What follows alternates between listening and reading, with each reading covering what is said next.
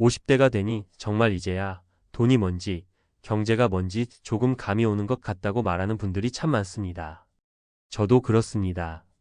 20대 땐 돈이 있으면 있는 대로 쓰고, 30대에는 애 키우고 집 사느라 빚지고, 40대엔 그 빚 갚으면서 직장 스트레스에 치여 살다 보니 경제라는 게 내 삶을 어떻게 지배하는지 깊이 생각해 볼 겨를도 없었죠. 그런데 50대가 되면 달라집니다. 은퇴가 눈앞에 다가오고, 자녀 교육비가 피크를 찍고, 건강도 예전 같지 않아 병원비 걱정까지 생기니 돈이 단순히 소비의 수단이 아니라 생존과 자유를 결정짓는 거대한 힘이라는 걸 절실하게 깨닫게 됩니다. 이런 이야기를 하면 다들 고개를 끄덕입니다. 왜 그럴까요? 50대는 인생의 후반전이 본격적으로 시작되는 시기이자 한 번도 경험해 보지 않은 길을 설계해야 하는 전환점이기 때문이에요. 열심히만 살면 된다던 단순한 믿음이 무너지고 이제 뭘 어떻게 해야 하지? 라는 질문이 하루에도 몇 번씩 마음을 두드리죠. 그러면서 돈과 경제를 새롭게 배워야 한다는 절박함을 느끼게 됩니다. 첫 번째 사례를 들어볼게요. 54세의 직장인 김 과장님 이야기입니다. 30년 가까이 한 회사에서 성실히 일했고 월급도 평균 이상이었습니다. 문제는 경제 공부는 한 번도 해본 적이 없었다는 거예요. 회사에서 시키는 퇴직연금 가입 외엔 투자도 안 했고 돈이 들어오면 생활비와 자녀 교육비로 다 나갔습니다. 그렇게 50대 중반이 되고 보니 노후 준비라곤 쥐꼬리만 한 연금이 전부였어요. 그제야 재테크 강의도 듣고 펀드와 ETF를 공부하고 생활비를 줄이는 법을 배우기 시작했습니다. 본인은 부끄럽다고 했지만 사실 이런 분이 정말 많습니다. 돈을 버는 건 알아도 불리는 건 배우지 못하고 은퇴가 코앞에 닥쳐서야 허겁지겁 공부를 시작하는 거죠. 두 번째 사례는 자영업자 박 사장님입니다. 50대 초반에 식당을 하며 돈을 잘 벌던 시절이 있었습니다. 당시엔 사업 잘 되면 건물 하나 사서 임대료로 노후 보내자는 단순한 꿈이 전부였죠. 그런데 2020년대 들어 코로나가 터지고 손님이 끊기면서 순식간에 빚더미에 앉게 됐습니다. 그제야 깨달았다고 해요. 경제는 내가 잘해서만 되는 게 아니구나. 외부 환경 리스크가 이렇게 크구나. 50대에 접어들어 생존을 위해 폐업을 고민하고 정부 지원금 신청하고 배달 아르바이트까지 하면서 진짜 경제가 뭔지 몸으로 배웠다고 합니다. 그는 지금도 식당을 줄이고 작은 테이크아웃 전문점으로 바꿔서 고정비를 낮추고 생활비를 최소화하며 다시 계획을 세우고 있어요. 늦었지만 제대로 배우니 덜 무섭다고요. 세 번째 사례는 제 지인 부부 이야기입니다. 맞벌이로 월소득이 900만 원 정도였는데 40대 후반까지는 우린 중산층이니까 괜찮아라는 안심이 있었습니다. 그런데 큰애가 대학을 가고 둘째가 고등학교 들어가면서 학원비, 생활비, 부모님 용돈까지 늘어나니 매달 적자가 나기 시작했어요. 카드 할부가 눈덩이처럼 불어나고 남편이 이 사실을 나중에 알면서 부부싸움이 크게 벌어졌습니다. 두 사람 모두 돈 문제는 돈 버는 사람이 알아서 혹은 집안일 하는 사람이 알아서라고 미뤄왔던 게 화근이었습니다. 결국 둘이 진지하게 앉아 가계부를 쓰기 시작하고 소비 패턴을 대폭 바꾸고 남편은 주말엔 과외로 부수입을 벌고 아내는 공방 수업을 열어 수입을 냈습니다. 그렇게 2년 만에 빚을 거의 갚고 이제는 매달 100만 원이라도 투자 계좌로 넣는 게 습관이 됐어요. 이 부부가 하는 말이 인상적이었어요. 50대가 돼서야 돈이란 게 관리하고 맞춰 쓰는 거라는 걸 배웠다는 거죠. 이런 사례들을 보면 한 가지 공통점이 있어요. 50대에야 비로소 돈이 단순한 소비의 수단이 아니라 삶을 설계하는 도구라는 걸 깨닫게 된다는 겁니다. 그 전에는 벌면 돼, 애들만 잘 키우면 돼 했는데 이제는 내가 얼마나 오래 살지, 어떻게 살지, 일을 언제까지 할 수 있을지, 누구에게 의지할 수 있을지까지 다 돈과 맞닿아 있다는 사실을 실감하게 되는 거죠. 그렇다고 너무 절망할 필요는 없습니다. 50대에도 늦지 않았습니다. 오히려 늦게나마 깨달았으니 이제부터라도 준비할 수 있습니다. 가장 먼저 해야 할 건 돈의 흐름을 파악하는 거예요.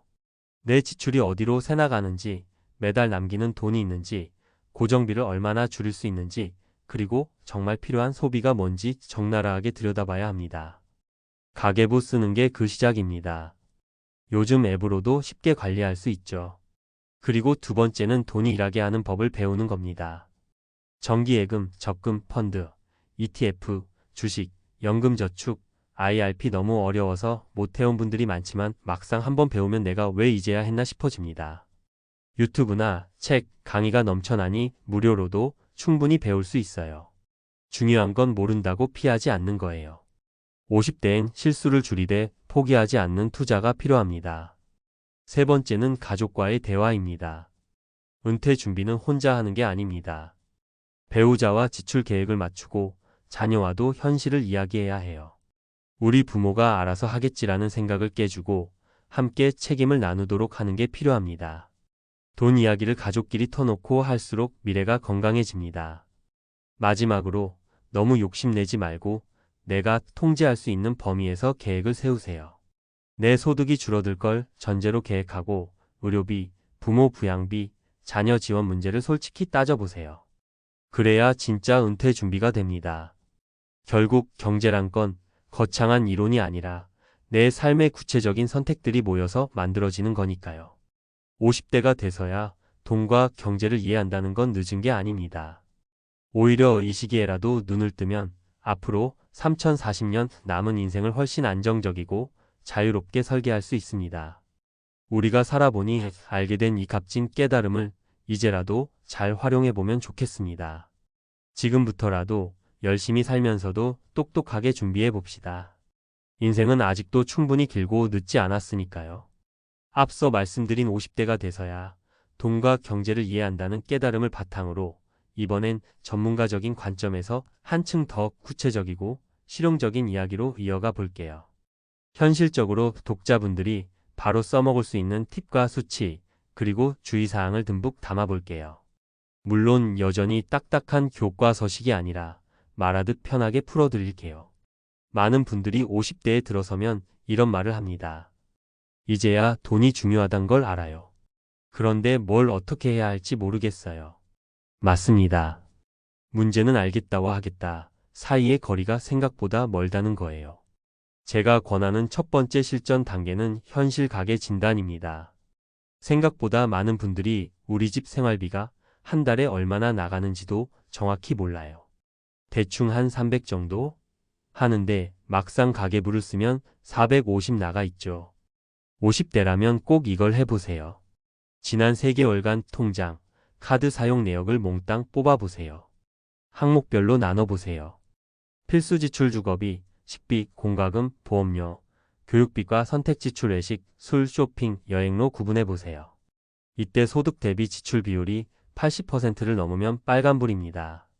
남는 돈이 없다면 반드시 선택 지출을 먼저 줄여야 합니다. 실제 상담했던 52세 부부의 사례를 말씀드릴게요. 남편 월급 420만원, 아내 월급 150만원. 매달 생활비가 530만원 나가고 신용카드 할부가 300만원 남아 있었어요. 둘이 우리도 중산층인데 왜 이렇게 빚이 싸요? 하며 싸우던 분들이었어요. 그런데 항목별 지출을 보니 매달 외식이 60만원, 카페 편의점이 30만원, 쇼핑이 40만원, 자녀 학원비가 100만원이었어요. 이 부부가 한 건 단순했어요.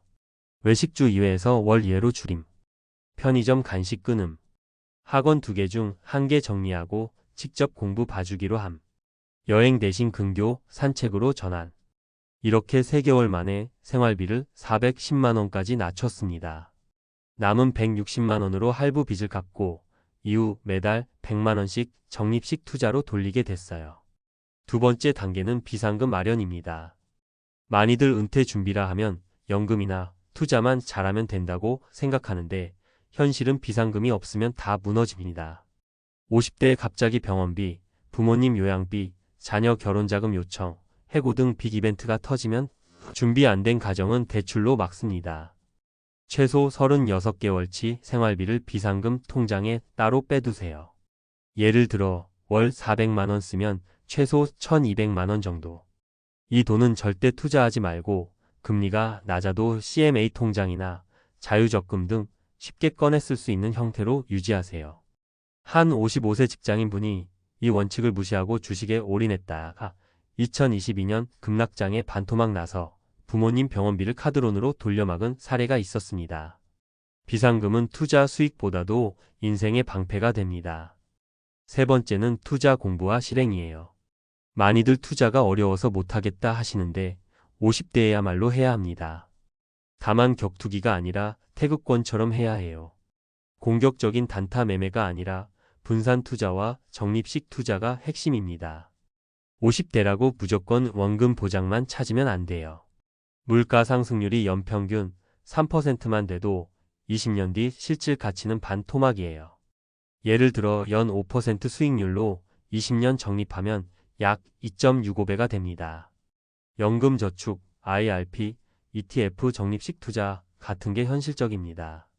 제가 상담한 58세 여성분은 난 주식 무서워 하셨는데 연금저축계좌를 개설하고 30%는 단기 채권 ETF, 40%는 국내 배당 ETF, 30%는 글로벌 주가지수 ETF로 분산했습니다. 월 50만원씩 자동이체. 3년간 해보시더니 생각보다 변동성이 적고 수익도 적금보다 좋다고 하셨어요. 중요한 건 본인이 이해하고 감당 가능한 리스크 안에서 하는 겁니다. 네 번째는 연금 점검이에요. 국민연금 예상수령액 꼭 조회하세요. 135 콜센터나 국민연금공단 홈페이지에서 바로 나옵니다. 사적연금, 개인연금, 연금저축, 퇴직연금도 내 통합자산조회 시스템에서 확인하세요. 합산해서 한 달에 최소 얼마가 나올지 계산해 보세요. 평균적으로 국민연금만 믿으면 월 5만 100만원 나옵니다. 이걸로는 부족하니 사적연금 준비가 필수예요. 50대 초중반이면 아직 10년 남았으니 매달 3,050만원씩 연금저축이나 IRP로 채워 넣을 수 있습니다. 세액공제도 받아서 소득세 부담 줄이고요. 다섯 번째는 의료비 준비입니다. 50대 이후 가장 큰 리스크는 건강이에요. 실손보험 꼭 점검하세요. 옛날에 든 거라 보장 범위가 좁거나 갱신보험료가 폭등할 수 있어요. 암, 뇌혈관, 심혈관 같은 3대 진단비 보험도 필요하면 합리적 수준으로 준비하세요. 단, 불필요한 특약이나 과도한 보험료로 생활을 압박하지 않게 적정 수준으로 조정하세요. 실제 한 57세 부부는 둘이 보험료가 월 100만원이 넘었어요. 상담 끝에 중복 보장과 필요 없는 특약을 정리해 월 45만원으로 줄였습니다. 그 돈은 곧바로 연금저축으로 돌렸어요. 마지막으로 꼭 말씀드리고 싶은 건 가족 소통이에요. 돈 이야기를 피하지 마세요. 부부끼리 월별 지출회의, 연간 저축투자 계획을 공유하세요. 자녀가 있으면 우리도 한정된 예산 안에서 돕겠다는 걸 솔직히 말해야 해요. 부모가 다 해줄 거야 라는 환상은 깨주셔야 합니다. 결국 돈과 경제를 이해한다는 건 단순히 숫자를 외우거나 이론을 아는 게 아닙니다. 내 삶을 솔직히 직면하고 선택과 책임을 계획하는 것입니다. 50대부터라도 늦지 않았습니다. 오히려 지금이 준비의 골든 타임이에요. 부디 이제야 알겠다는 깨달음에서 멈추지 말고 오늘부터라도 가계부를 열고 가족과 이야기하고 작은 투자부터 시작해보세요. 그게 바로 60대 이후 자유롭고 든든한 노후를 여는 첫걸음이니까요.